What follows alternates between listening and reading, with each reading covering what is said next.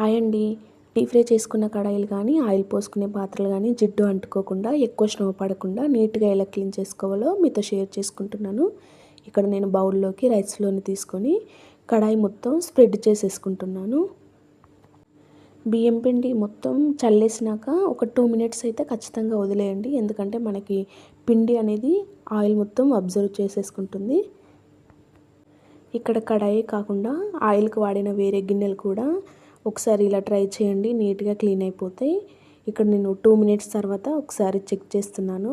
మధ్యలో ఇలా చేసినట్లయితే నాకు ఎక్కడ ఆయిల్ అనేది లేదు, మొత్తం అబ్జర్వ్ చేసేసుకుంది పిండి. ఆయిల్ గిన్నెలు క్లీన్ చేసినప్పుడు పూర్తిగా ఆయిల్ అయితే పోదు, ఎంతో కొంత జిడ్డు పట్టుకొని ఉంటుంది.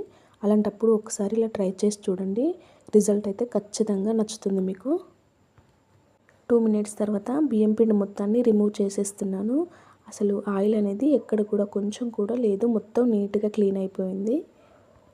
మీరు కూడా ఒక్కసారి ట్రై చేసి చూడండి, రిజల్ట్ అయితే ఖచ్చితంగా నచ్చుతుంది. వీడియో నచ్చినట్లయితే లైక్ చేయండి, అలాగే మీ ఫ్రెండ్స్కి రిలేటివ్స్కి షేర్ చేసేయండి.